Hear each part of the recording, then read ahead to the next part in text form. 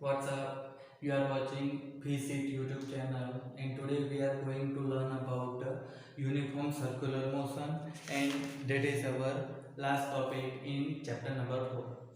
So in previous chapter number 3, you learn about different types of motion, and that is like rectilinear motion, random motion, circular motion, oscillatory type motion. Okay, so वहाँ पर क्या था, हमने पूरा linear motion के बारे में पढ़ा था। अब ये सर्कुलर मोशन की बात करेंगे तो क्या हो जाएगा कि वहाँ पर जो हमने पढ़ा था यहाँ पर क्या हो जाएगा, थोड़ा उससे अलग हो जाएगा। ठीक है, तो पहले हम क्या करेंगे कि लिनियर मोशन और सर्कुलर मोशन में क्या सिमिलरिटी है, क्या डिफरेंस आता है, वो हम पहले देखेंगे। उसके बाद हम जाएंगे यूनिफॉर्म सर्कुलर मोशन पर। ठीक है, तो पहले सर्कुलर मोशन और लिनियर मोशन में हम थोड़ा सा कंपैरिजन कर लेंगे तो हमको आइडिया आ जाएगा कि टर्म्स क्या होती है, कैसे मिलती है। तो लिनियर मोशन में हमने क्या पढ़ा था कि वहाँ पर जो पार्टिकल होता है तो वो डिस्प्लेसमेंट करता है। ठीक है, तो जो डिस्प्लेसमेंट करता है तो वो लिनियर के लिए हमने कुछ उसको एस एक्स डी कुछ भी लिख रहे थे। ठीक है, हम अभी एस लिख रहे हैं। तो पार्टिकल जब कोई सर्कुलर मोशन करेगा तो सर्कुलर मोशन में पार्टिकल क्या करेगा वो हमें देखना है। तो सर्कुलर मोशन में आप देखो तो उसका जो मोशन होगा वो क्या होगा कि ये कोई सर्कुलर पॉइंट है, इसके ऊपर वो मोशन कर रहा होगा। अब ये सर्कुलर पॉइंट पर मोशन कर रहा है तो क्या होगा कि उसका ऑब्जर्व हम सेंटर पर से करेंगे। तो सेंटर पर से करेंगे तो आप देखो कि कोई एक टी टाइम पर पार्टिकल यहाँ पर है, फिर यहाँ से ये मोशन कर रहा है और कोई दूसरे टाइम टी एस पर वो यहाँ पर पहुँच गया है। तो होगा क्या कि यहाँ पर जो पार्टिकल का मोशन आएगा तो वो मोशन हमको क्या मिलेगा कि थीटा के फॉर्म में मिलने वाला है। अब सपोज यहाँ पर जो पार्टिकल घूम रहा है तो वो सर्कुलर पार्ट की रेडियस आर, कैपिटल आर ले रहे हैं। तो यहाँ से हमको क्या होगा, तो आप देखो कि इसका जो लीनियर पार्ट है, ठीक है, ये वाला जो पार्ट है, ठीक है, मैं इसको डार्क कर रहा हूँ, तो ये तो क्या हो जाएगा, लीनियर हो जाएगा ना। ठीक है, तो हम यहाँ पर क्या करेंगे कि ये लीनियर पार्ट को हमें ऑब्टेन करना है तो वो कैसे मिलेगा। तो आपने एक फॉर्मूला पढ़ा होगा चैप्टर नंबर 2 में, क्या था, थीटा इक्वल टू क्या होता है, आर्क अपन रेडियस। ठीक है, तो इसमें थीटा जो होता है, ये थीटा वो क्या होता है, तो एंगुलर डिस्प्लेसमेंट कहते हैं उसे। ठीक है, जैसे यहाँ पर सिर्फ डिस्प्लेसमेंट होता है तो यहाँ पर क्या होता है कि ये एंगुलर डिस्प्लेसमेंट होता है। कैसे होता है, तो समझो कि यहाँ पर कोई पार्टिकल है, ठीक है, तो ये पार्टिकल क्या हो रहा है, पूरा यहाँ से यहाँ तक जा रहा है। ठीक है, बट जब हम एंगुलर डिस्प्लेसमेंट की बात करें तो ये एंगुलर डिस्प्लेसमेंट क्या होगा, तो ये यहाँ से यहाँ तक जा रहा है, तो ये कोई एंगल बना रहा है। ठीक है, एक पार्टिकल से दूसरे पार्टिकल के बीच जाने में वो एंगल बना रहा है। ठीक है, वो एंगल एंगुलर डिस्प्लेसमेंट होता है। ठीक है, ये इस तरीके से देख रहे हैं। ठीक है, अभी नीचे देख रहा हूँ तो क्या था, यहाँ से यहाँ तक एंगल बना, फिर सीधा है, ऊपर देख रहा हूँ तो यहाँ से यहाँ तक का एंगल बन रहा है। तो ये जो एंगल बन रहा है वो एंगुलर डिस्प्लेसमेंट है, तो वो एंगुलर डिस्प्लेसमेंट थीटा हो जाएगा। ठीक है, अब आर्क जो बन रहा है वो तो हमारा क्या हो जाएगा, लीनियर डिस्प्लेसमेंट। तो आर्क को हम एस लिख देते हैं, ठीक है, और इसको हम लिख देते हैं आर। तो एस इक्वल टू हमें क्या मिलेगा, थीटा इंटू आर मिल जाएगा।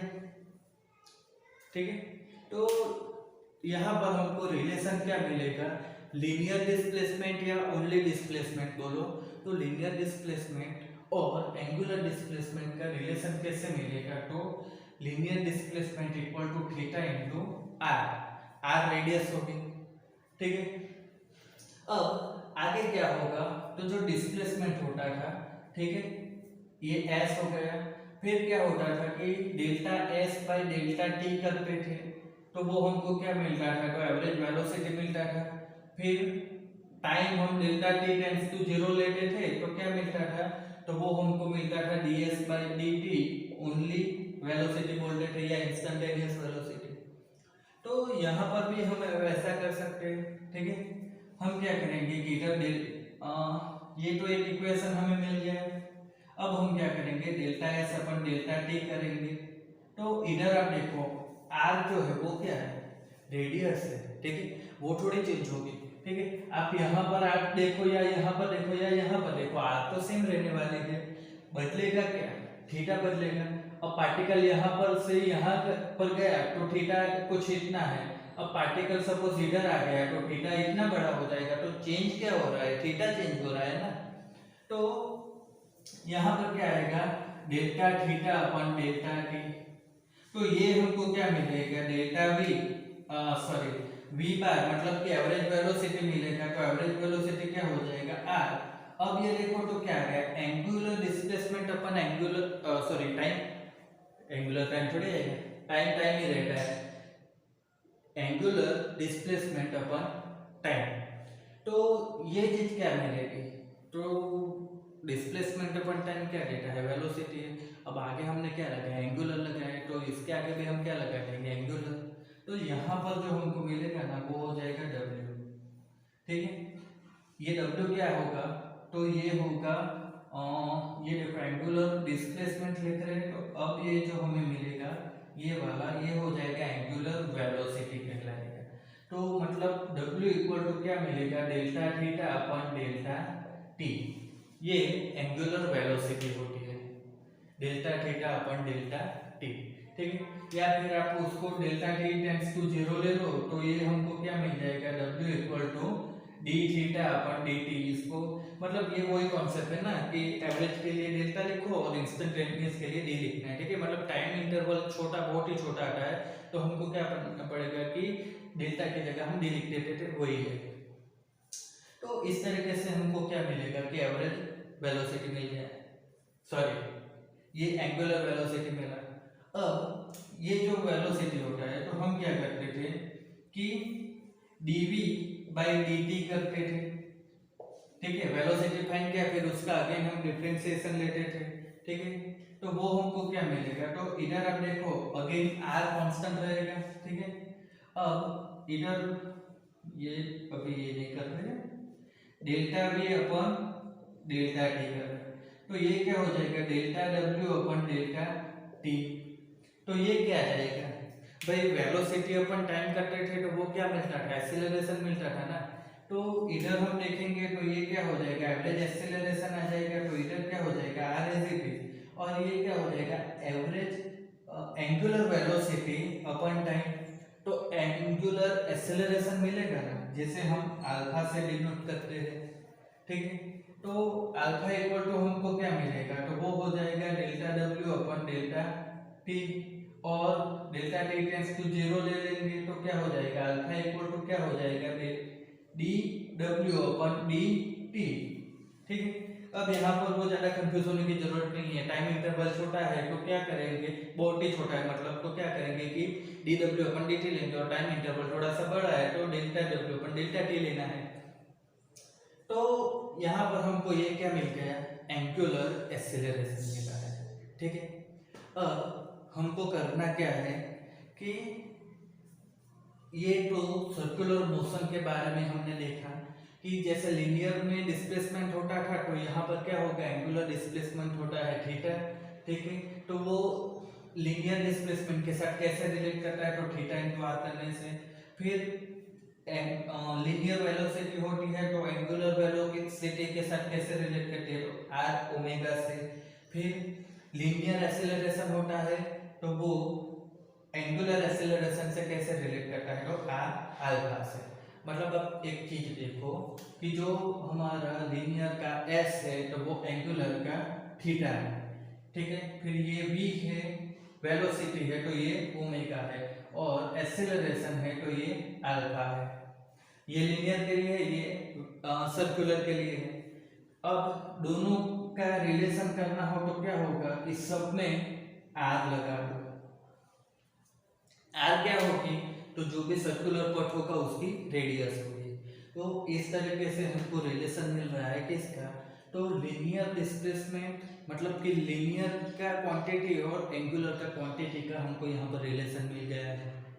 अब आगे हम क्या करेंगे, तो आगे हम अब जो सर्कुलर मोशन में देखना है वो देखेंगे कि जो एक्सेलरेशन होता है एक्चुअली वो कैसे मिल रहा है।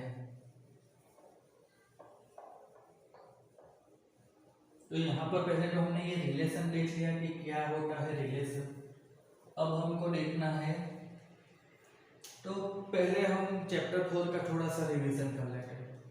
हमने पढ़ा था इक्वल वेक्टर, ठीक है। तो इक्वल वेक्टर में हमने क्या पढ़ा था, ये थोड़ा सा रिवाइंड इसलिए कर रहा हूँ क्योंकि आगे आने वाला है। तो जिसका मैग्नीट्यूड और डायरेक्शन, ठीक है, मैग्नीट्यूड डायरेक्शन दोनों सेम हो, ठीक है, एंड मैग्नीट्यूड एंड डायरेक्शन दोनों सेम आता है, वो इक्वल वेक्टर होते हैं, ठीक है। अब यहाँ पर हमने ए लिया और बी लिया वेक्टर का नाम, तो ए इक्वल टू हम बी लिख सकते हैं, ठीक है। बट अगर ये कोई वेक्टर ए है, ये कोई वेक्टर बी है, ठीक है, तो क्या अब हम ए इक्वल टू बी लिख सकते हैं? बिल्कुल नहीं लिख सकते। क्यों नहीं लिख सकते? Because direction of both vector are different, तो हम ए इक्वल टू बी लिख ही नहीं सकते, ठीक है। तो ये चीज याद रखनी है। दूसरी चीज क्या है कि यहाँ पर देखो, तो वेक्टर जो होता है तो उसमें चेंज कैसे होगा, ठीक है। वेक्टर में वेक्टर होता है तो उसमें चेंज कैसे कर सकते हैं? तो वेक्टर के पास क्या होता है, मैग्नीट्यूड भी होता है, तो मैग्नीट्यूड में चेंज करके या फिर डायरेक्शन में चेंज करके।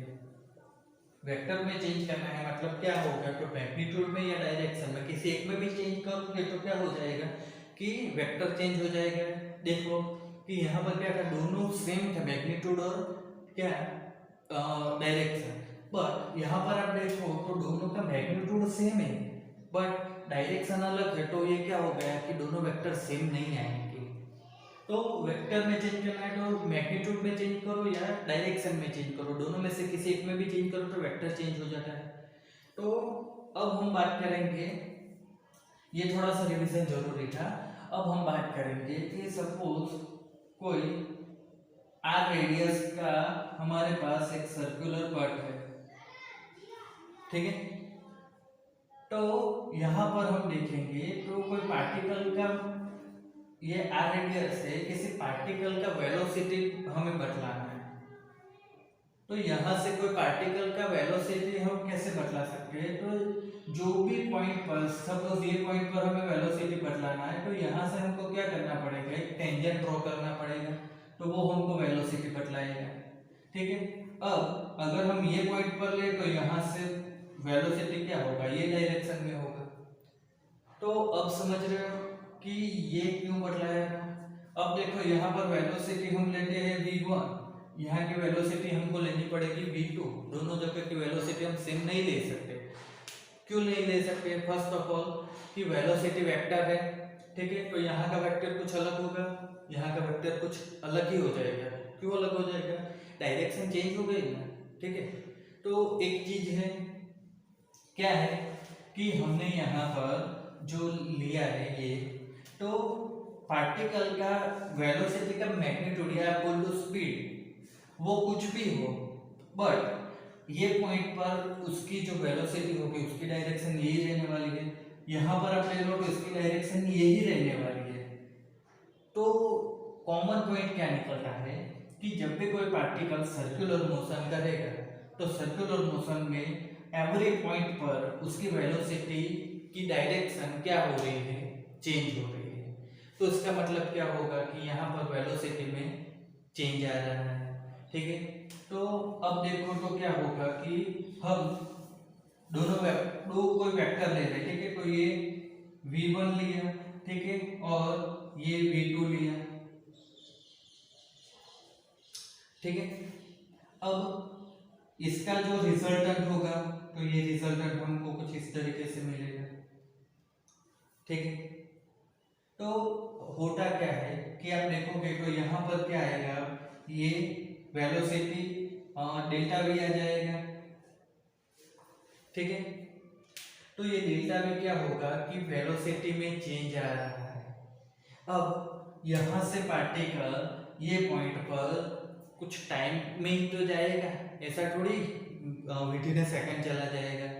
तो होगा क्या, पार्टिकल यहाँ से यहाँ पर जाने के लिए कुछ टाइम भी लेगा।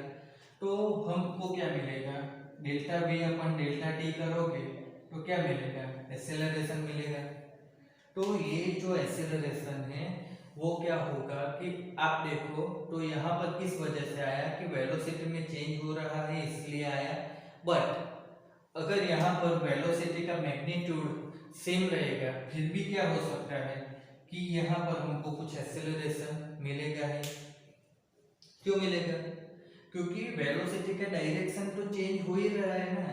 तो फर्स्ट में वेलोसिटी इस डायरेक्शन में थी, सेकंड में वेलोसिटी इस डायरेक्शन में थी, तो उस वजह से क्या हुआ कि वेलोसिटी में चेंज आया, कह सकते हैं हम ये delta V according to triangle method of vector addition. अब तो डेल्टा वी, अब यहाँ से यहाँ जाने में टाइम भी लगा तो डेल्टा टी, तो ये हमको क्या मिल गया कि ए मिल गया, मतलब एक्सेलरेशन। अब यहाँ पर जो हमने लिया है तो क्या होगा कि जो मैग्नीट्यूड है,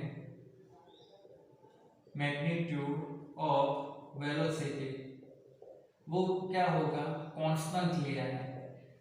ठीक है, मैग्नीट्यूड ऑफ वेलोसिटी हम कांस्टेंट लेंगे तो भी क्या होगा कि ये यही चीज होगी कि वेलोसिटी यहाँ पर डायरेक्शन अलग है, यहाँ पर अलग है, तो वेलोसिटी में चेंज आ रहा है और ये वेलोसिटी में जो चेंज आ रहा है तो उस वजह से हमको एक्सेलरेशन मिलेगा।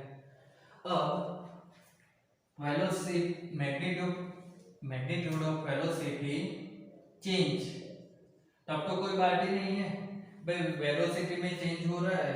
ठीक है, delta V upon delta T हो ही जाएगा, तो डायरेक्शन की बात भी नहीं करनी रहेगी। मैग्नीट्यूड चेंज हो रहा है तो क्या होगा कि delta V upon delta T करके ए हमको मिल ही जाएगा।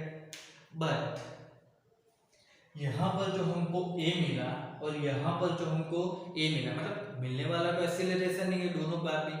ठीक है, बट दोनों जगह पर जो हमको एक्सेलरेशन मिलेगा क्या वो दोनों सेम होंगे? ठीक है, क्या होंगे वो आप बताओ मेरे को, कमेंट करो। क्या दोनों एक्सेलरेशन सेम होंगे? बिल्कुल नहीं होंगे। क्यों नहीं होंगे? तो एक चीज देखो कि यहाँ पर जो हमको एक्सेलरेशन मिलेगा तो वो एक्सेलरेशन जो होगा इसको बोलते हैं सेंट्रीपिटल एक्सेलरेशन। ठीक है, जबकि अगर मैग्नीट्यूड में चेंज हो रहा है, ठीक है,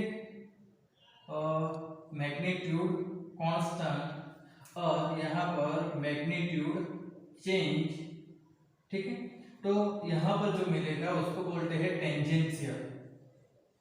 टेंजेंशियल एक्सेलरेशन। तो इसको जो होता है AC लिखते हैं, इसको AT लिखते हैं। ठीक है, तो दोनों जो है वो अलग है। अब कैसे अलग है तो समझो कि यहाँ पर जो वेलोसिटी आएगी, ठीक है, वो ये डायरेक्शन में है, ये वाली वेलोसिटी इस डायरेक्शन में है, तो ये हमको कुछ डेल्टा भी मिल गया। तो ये डेल्टा भी अपन डेल्टा टी किया है, तो ये डेल्टा भी अपन डेल्टा टी करने से जो एक्सेलरेशन मिला तो वो एक्सेलरेशन का डायरेक्शन क्या होता है, तो वो टुवर्ड्स द सेंटर होता है। ठीक है, AC टुवर्ड्स द सेंटर, कोई भी पॉइंट पर आप उसका एक्सेलरेशन देखोगे सेंट्रीपिटल तो वो टुवर्ड्स द क्या होगा, सेंटर होगा। ठीक है, जबकि हम टेंजेंशियल की बात करें तो टेंजेंशियल में क्या होता है कि ये वेलोसिटी है, ठीक है, तो वेलोसिटी में मैग्नीट्यूड में चेंज हो रहा है, ठीक है, मैग्नीट्यूड में चेंज हो रहा है, तो यहाँ से मैग्नीट्यूड में चेंज होगा तो डायरेक्शन क्या होगी, यही डायरेक्शन में एक्सेलरेशन बोल सकते हैं। दूसरा क्या हो सकता है, ऑपोजिट डायरेक्शन में, मतलब वेलोसिटी इंक्रीज हो रही है तो ये डायरेक्शन होगी एक्सेलरेशन की, और वेलोसिटी में चेंज नहीं हो रहा है, मतलब सॉरी डिक्रीज हो रही है तो पीछे की डायरेक्शन होगी, ऑपोजिट हो जाएगी। तो होता क्या है कि मैग्नीट्यूड में चेंज आएगा तो यही डायरेक्शन में आएगा, और चेंज इंक्रीज हो रहा है तो ये डायरेक्शन ले लो, और डिक्रीज हो रहा है तो पीछे की डायरेक्शन ले लो। तो डायरेक्शन एक्सेलरेशन की कौन सी रहेगी, ये रहेगी या ये रहेगी? तो टेंजेंशियल के जो टेंजेंशियल एक्सेलरेशन होता है उसकी डायरेक्शन क्या होगी? तो उसकी जो डायरेक्शन होगी वो क्या होगी? तो ये जो सेंट्रीपिटल होता है उसको कैसी रहेगी? परपेंडिकुलर रहेगी। तो मतलब हम यहाँ पर क्या लिख सकते हैं? AC perpendicular A P. ठीक है, टेंजेंशियल डायरेक्शन टेंजेंशियल एक्सेलरेशन और सेंट्रीपिटल एक्सेलरेशन क्या होते हैं? तो एक दूसरे को परपेंडिकुलर रहते हैं। ठीक है, अब यहाँ पर हम दूसरी चीज देखेंगे। मैं इसका अलग से ग्राफ फिगर बना रहा हूँ। देखो ये आर रेडियस है, ठीक है। अब यहाँ पर कोई पॉइंट ले रहे हैं हम पी डैश, और यहाँ पर कोई पॉइंट ले रहे हैं पी, ठीक है। तो अब पी के ऊपर वेलोसिटी क्या होगी? ये डायरेक्शन में। पी डैश पर वेलोसिटी होगी ये डायरेक्शन में। v यहाँ पर v डैश लिखते हैं। तो अब देखो होता क्या है, p जो है उसका वेलोसिटी क्या हो जाएगा? ये हो जाएगा, ठीक है। v डैश क्या हो जाएगा? ये हो जाएगा v डैश। तो डेल्टा v हमको क्या मिलेगा? ये मिलेगा। अब डेल्टा v ये मिला। अब यहाँ पर आप देखो r जो है हम इसका पोजीशन वेक्टर r लेते हैं p पॉइंट का, इसका पोजीशन लेते हैं r डैश, ठीक है। तो अब देखो कि हमको डेल्टा r क्या मिलेगा? ये डेल्टा r हो जाएगा, ठीक है। इसको भी मैं अलग से बना लूं तो o से p हो जाएगा, और ये p डैश कर देते हैं, o से p डैश। तो ये r था, ये r डैश था, तो ये हमको डेल्टा r मिला। अब आप देखो कि ये जो डेल्टा v है वो डेल्टा r को कैसा है? परपेंडिकुलर है कि नहीं है? ये डेल्टा r ये वाला और ये डेल्टा v, तो आप यहाँ से भी देख सकते हो डेल्टा r सीधा है और मतलब ये वर्टिकल और ये हॉरिजॉन्टल है। तो क्या होगा? डेल्टा v डेल्टा r को परपेंडिकुलर है कि नहीं है ना? अब हमने क्या देखा है कि जो सेंट्रीपिटल होता है तो उसमें क्या होता है कि डेल्टा v अपन डेल्टा t वो एक्सेलरेशन होता है। तो डेल्टा v आ जाएगा तो भाई एक्सेलरेशन की डायरेक्शन कहाँ पर होगी? तो वो तो वेलोसिटी पर ही डिपेंड करेगी ना। तो आप देखो कि इस केस में क्या हो रहा है कि जो डेल्टा v आ रहा है उसकी डायरेक्शन क्या है? टुवर्ड्स द सेंटर है ना डेल्टा v की। तो ऑब्वियसली जो एक्सेलरेशन बनेगा उसकी डायरेक्शन भी क्या होगी? टुवर्ड्स द सेंटर ही बनेगी। और टुवर्ड्स द सेंटर पर बने के बाद क्या होगा कि डिस्प्लेसमेंट वेक्टर को क्या होगी? परपेंडिकुलर रहेगी। तो यहाँ से हमको क्या हुआ है कि दो चीज मिल गई है, या आप बोल दो तो दो वेक्टर मिल गए हैं, कि वेक्टर भी नहीं, आप बोल तो दो ट्राइंगल मिल गए हैं, ठीक है। ये एक वाला मिल गया और ये दूसरा वाला ट्राइंगल मिल गया। तो अब हम यहाँ पर क्या करेंगे कि अब देखो तो ये डेल्टा है तो ये डेल्टा वाला, और कोई एक साइड मतलब ये हमारा रिजल्टेंट आया, यहाँ पर ये रिजल्टेंट आया। तो रिजल्टेंट क्या है? Delta B upon delta R हो जाएगा, ठीक है। इक्वल डेल्टा बी अपन हम कोई साइड ले रहे हैं तो वो बी ले रहे हैं, तो इधर क्या आ जाएगा? डेल्टा आर अपॉन आर हो जाएगा, ठीक है। ये डेल्टा बी तो ये डेल्टा आर, ये कोई साइड लिया तो ये बी अपॉन। तो अब यहाँ पर हम देखेंगे तो डेल्टा v की वैल्यू हमको क्या मिल रही है? तो वो हमको मिल रही है v upon r into delta r, मिल रही ना। यहाँ पर हमको क्या होगा कि दोनों ट्राइंगल कैसे है? सिमिलर मिल रहे हैं, ठीक है। तो होगा क्या कि यहाँ से हम एक साइड ले रहे हैं तो ये इसके अकॉर्डिंग टू आएगी, ये कोई एक साइड है तो ये इसके अकॉर्डिंग टू आएगी। तो डेल्टा v अपन v क्या तो डेल्टा r अपन r हो जाएगा, तो डेल्टा v की वैल्यू हमको ये वाली मिल गई। अब इसके ऊपर से हम क्या करेंगे? तो इसके ऊपर से हम एक्सेलरेशन फाइंड करेंगे, ठीक है। तो एक्सेलरेशन कैसे फाइंड करेंगे वो देखो। तो फॉर्मूला हमने क्या लिखा है कि एक्सेलरेशन क्या होता है? a इक्वल टू क्या होगा? अब हम यहाँ पर क्या कर रहे हैं कि इंस्टेंटेनियसली लिमिट रख रहे हैं, limit delta t tends to 0, delta V upon delta T कर रहे हैं, तो इक्वल टू क्या हो जाएगा, डेल्टा वी की वैल्यू क्या मिली, इतनी मिली, तो लिमिट हो जाएगा डेल्टा टी टेंड्स टू 0 हो जाएगा, वी अपन आर हो जाएगा और डेल्टा आर अपन डेल्टा टी हो जाएगा। ठीक है, डेल्टा वी की वैल्यू ये है V R upon V upon R delta V, but delta T तो ऐसे कैसे रहेगा। तो यहाँ पर देखो तो अब क्या होगा, तो v अपन आर वो तो कांस्टेंट निकल आएगा, तो बचेगा क्या, लिमिट में बचेगा डेल्टा आर अपन डेल्टा टी बचेगा, है ना। तो ये डेल्टा आर अपन डेल्टा टी वो क्या देगा, तो डेल्टा आर क्या है, लीनियर डिस्प्लेसमेंट है ना। ठीक है, डेल्टा आर यहाँ से यहाँ तक का, तो ये तो लीनियर है, तो लीनियर वैल्यू लीनियर डिस्प्लेसमेंट अपन टाइम, तो ये हमको क्या मिलेगा v अपन आर, और ये वेलोसिटी इसकी वैल्यू भी क्या आ जाएगी, तो इसकी वैल्यू भी आ जाएगी v। तो हमको यहाँ पर से फॉर्मूला क्या मिला, ये फॉर्मूला a इक्वल टू क्या मिलेगा हमको, v स्क्वायर अपन आर। ठीक है, अब बुक में क्या किया गया है कि आर डैश सब दोनों को सेम लेके यहाँ पर ही एक्चुअली उसको कैपिटल आर लिख दिया है, तो हम भी कैपिटल आर लिख देते हैं। तो ये क्या हो जाएगा कि हमको एक्सेलरेशन का वैल्यू मिल गया। तो ये एक्सेलरेशन कौन सा होगा, तो हमने कौन सा वाला लिया है भाई, ये वाला लिया है ना, डेल्टा वी ये वाला है और डेल्टा आर ये वाला लिया है। तो ये कौन सा है, टुवर्ड्स द सेंटर है, तो मतलब क्या होगा कि ये सेंट्रीपिटल होगा, तो इसको हम AC लिखेंगे। तो AC इक्वल टू क्या हो गया, v स्क्वायर अपन आर हो गया। अब यहाँ पर हम क्या कर सकते हैं कि ये v स्क्वायर अपन आर है, तो v की जगह हम क्या लिख सकते हैं, r ओमेगा भी लिख सकते हैं। तो हमको यहाँ से क्या मिलेगा, r square omega square upon R, तो ये हम क्या लिख सकते हैं, r इंटू ओमेगा स्क्वायर वो भी लिख सकते हैं। तो AC की हमको दूसरी वैल्यू भी मिली। ठीक है, तो ये कहाँ से है, इसलिए मैंने स्टार्टिंग में ये सब बताया था। ठीक है, अब ये क्या हो गया, AC equal to R omega square भी हो जाएगा हमारे पास, तो ये भी एक फॉर्मूला हो गया। अब दूसरी चीज यहाँ पर क्या आती है, तो जो ओमेगा है उसकी वैल्यू में हम कुछ चेंज कर सकते हैं। ठीक है, ओमेगा जो है वो क्या होगा, आप देखो तो कोई पार्टिकल ए से स्टार्ट करके कोई एक डायरेक्शन में मोशन करके वापस सेम पोजीशन पर आ जाता है, मतलब उसने एक रिवॉल्यूशन किया, तो टाइम उसके लिए जो टाइम लगेगा, टाइम फॉर वन रिवॉल्यूशन, ठीक है, उसी को बोलते हैं पीरियोडिक टाइम, कैपिटल टी।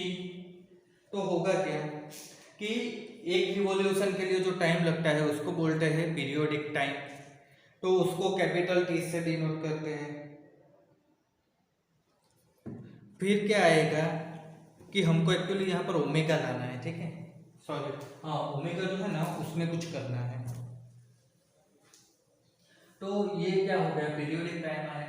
फिर दूसरी चीज क्या आएगी, तो दूसरी चीज जो आएगी वो है रिवॉल्यूशन इन 1 सेकंड, तो उसको बोलते हैं फ्रीक्वेंसी।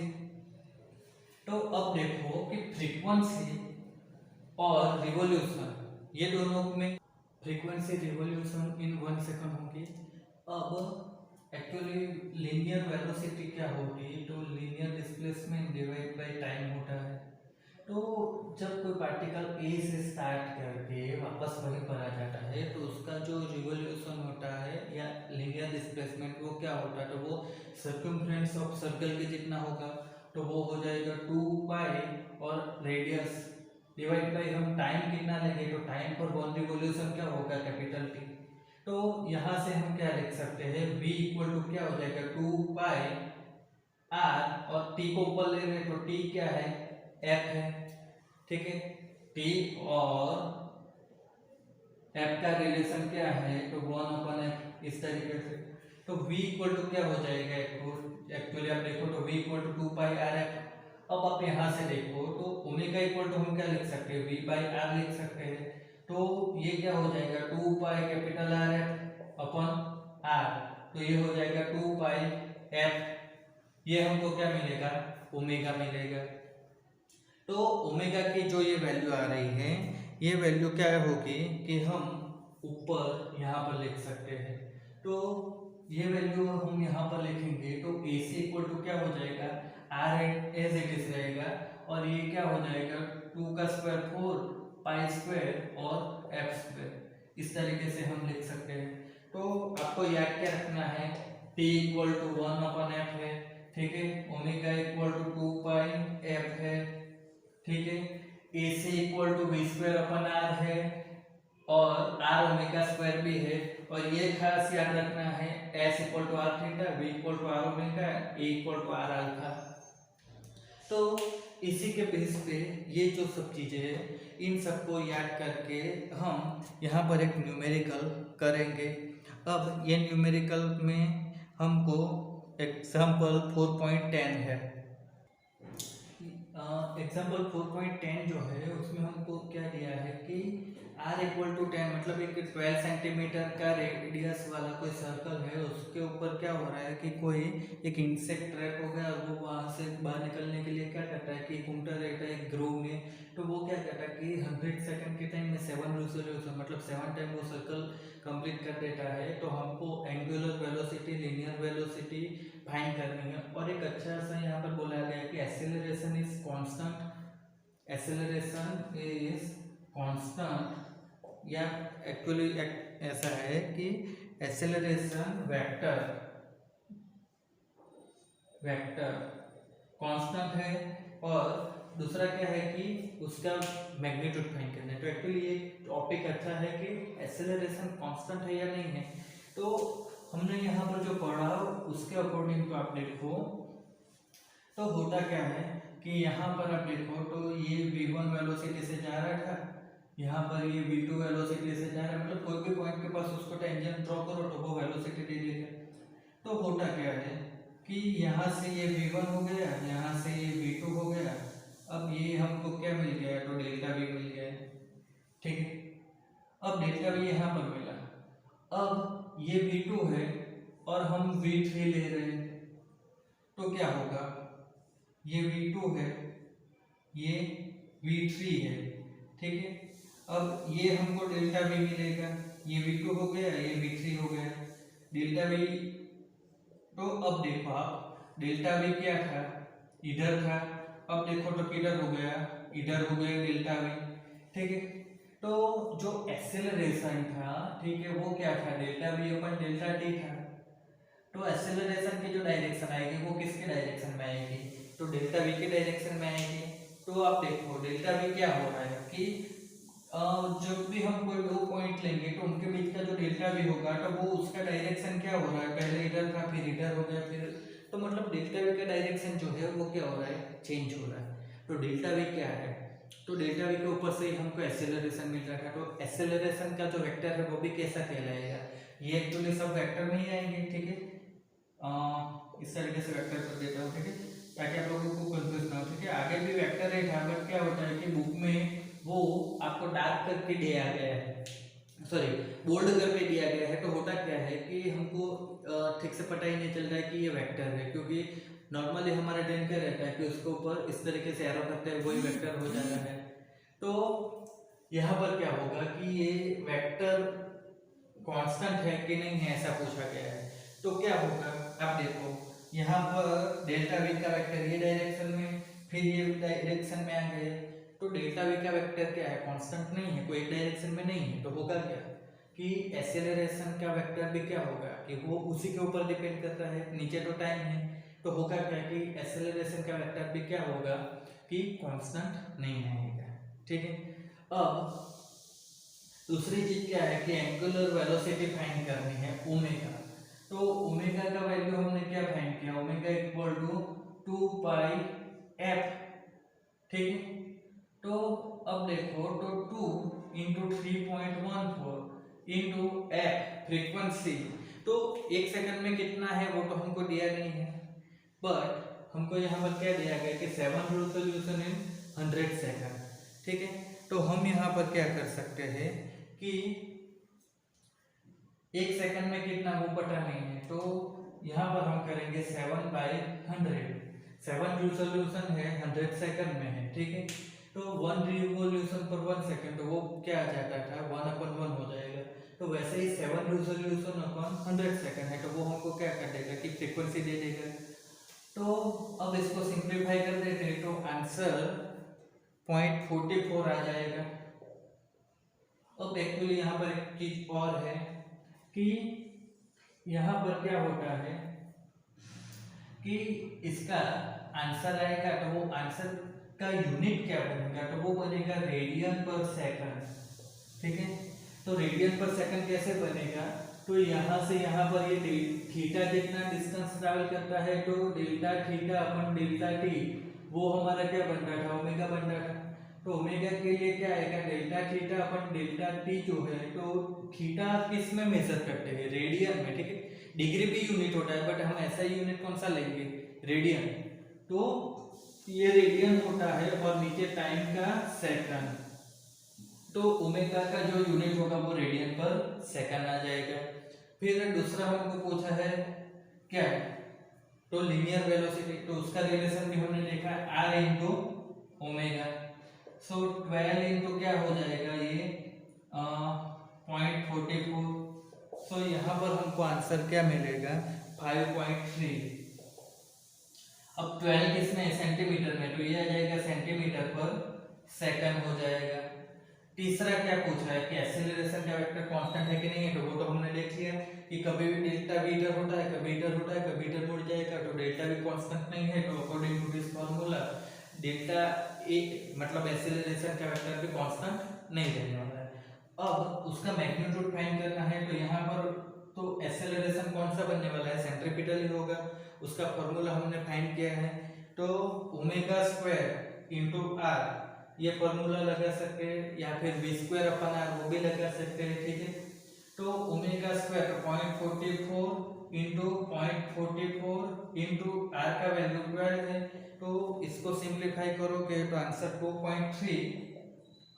अब एक्सेलरेशन है तो यूनिट क्या बनेगा, सेंटीमीटर पर सेकंड स्क्वायर। तो यहाँ पर क्या होगा कि ये हमारा न्यूमेरिकल खत्म होता है, और इसी के साथ हमारा चैप्टर 4 का थियरी पोर्शन भी खत्म होता है। तो आई होप कि आपको यहाँ पर सब पता चल गया होगा, और कुछ डाउट है तो आप कमेंट करके बोल सकते हो।